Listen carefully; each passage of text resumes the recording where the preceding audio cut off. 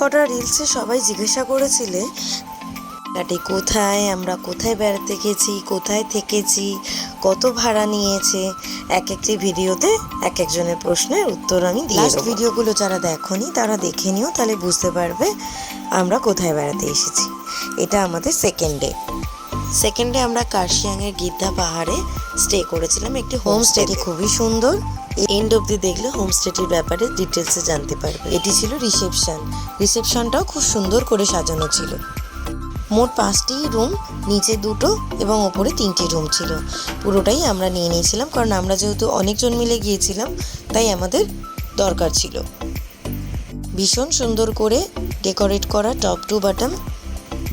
নিচে রুমের সামনেই বসার জায়গা এবং ওপরে রুমে লাগোয়া একটি ছোট্ট বারান্দা, এবং বারান্দার জানলা দিয়ে দেখলে আপনারা পুরো মাউন্টেন ভিউ পয়েন্টটা দেখতে পাবেন। কার্শিয়াং টপ ভিউ পয়েন্টের একদম সামনে এই হোমস্টেটি।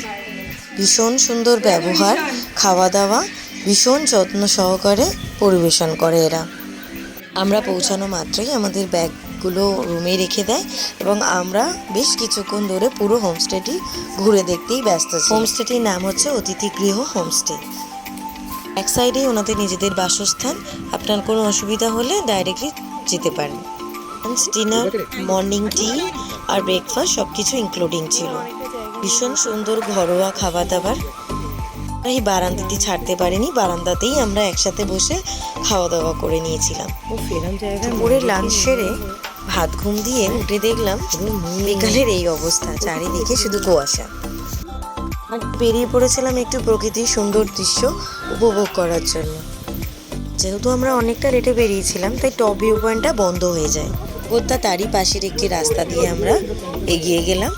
এখান থেকে আমরা পুরো মাউন্টেন ভিউ পয়েন্টটা দেখতে পাই। বিকালের পাহাড়ি সৌন্দর্য খুব সুন্দর লাগছিল আমাদের।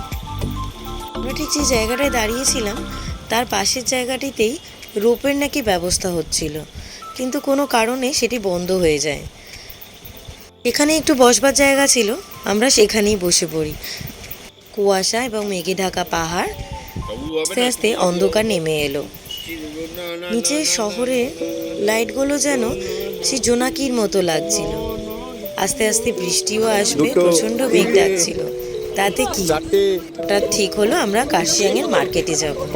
গাড়ি পাওয়া যায় না, এই একটাই গাড়ি পেয়েছিলাম। যেভাবে হোক এতজন মিলে ঢুকে পড়েছিলাম।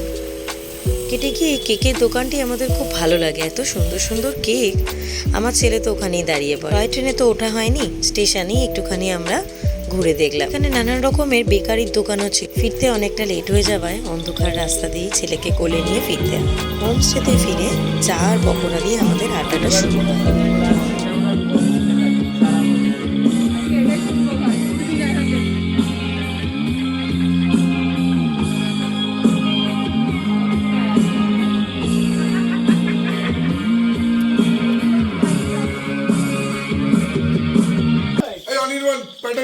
তোদের কি হয়েছে?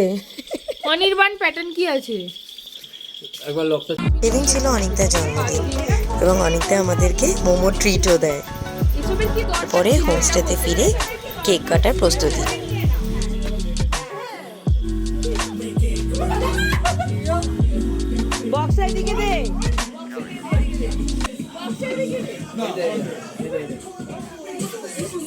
Happy birthday, happy birthday. ওকে টপ পড়ে যাবে।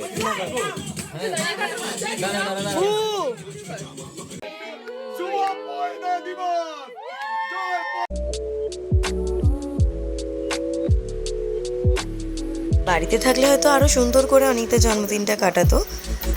অনেক কিছু খাওয়া দাওয়া, মায়ের হাতে পায়েস হয়তো মিস করেছিল, কিন্তু আমার বন্ধু মন কিন্তু কোনো রকম ত্রুটি রাখেনি। ঠিক সময় মতো গাড়ি দাঁড় করিয়ে ও জন্মদিনের জন্য কেকটি কিনে নেয়। কেক কাটা, খাওয়া দাওয়া, তারপরেই শুরু হয় আমাদের আড্ডা।